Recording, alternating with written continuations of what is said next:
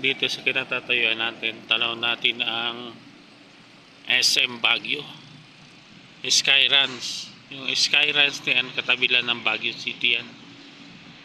Kala mo magkalayo pero magkadikit lang po yan.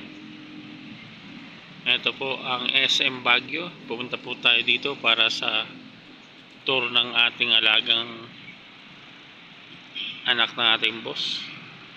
Mataas po itong kinatatayuan natin.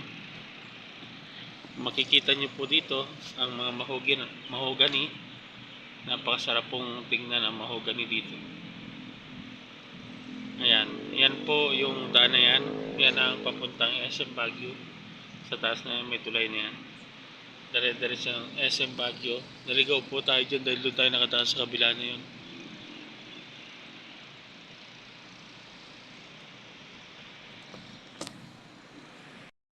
Yan po yung mga pine tree. Iba yung pine tree dito. Yung mga dahon niya. Hindi katulad yung pine tree sa Quezon. Yan.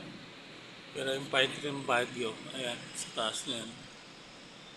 Mga kusa lang sila tumutubo dito.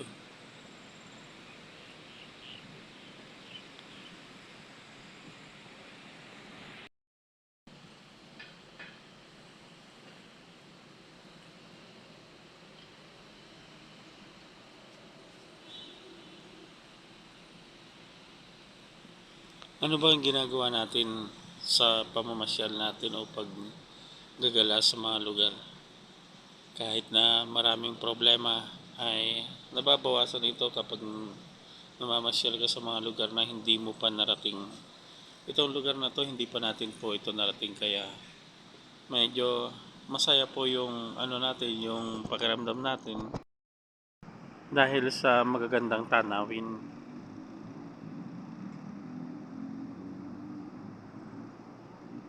Kahit na nahihirapan pa tayo sa trabaho natin kapag nakapasyal tayo sa mga ganitong lugar, nababawasan po yung pagod natin sa trabaho.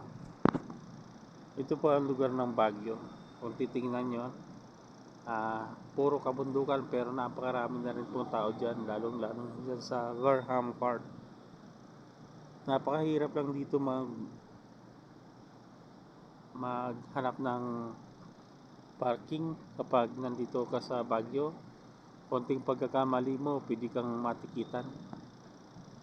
Katedral ng Baguio, sa baba lang po ng SM.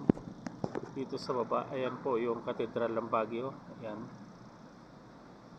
Sa baba lang po ng SM Baguio yan. Tapos yung Skyruns nasa kanan, ayan. Yan po yung pinaka Skyruns niya dito sa Baguio City.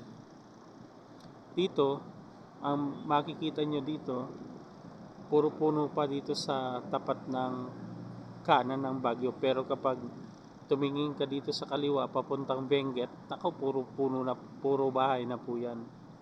Dito lang ang medyo maraming puno ng pine tree sa kinatatayo ng Baguio. Tapos sa Burnham Heart, yan yung pinaka maraming puno ng pine tree. Doon banda yung Binham Park sa kabila na yun, yung may hotel na yun.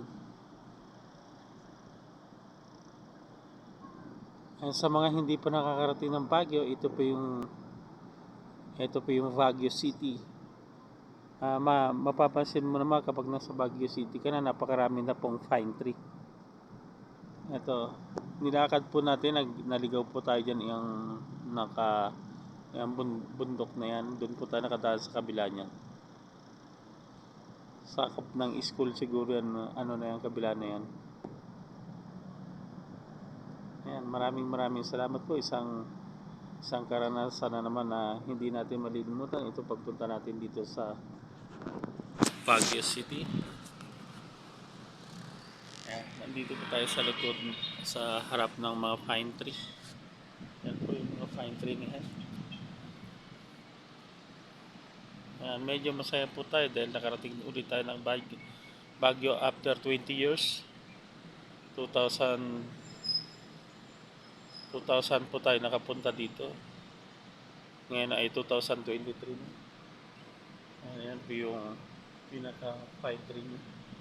Ito sa likod lang po ito ng hotel.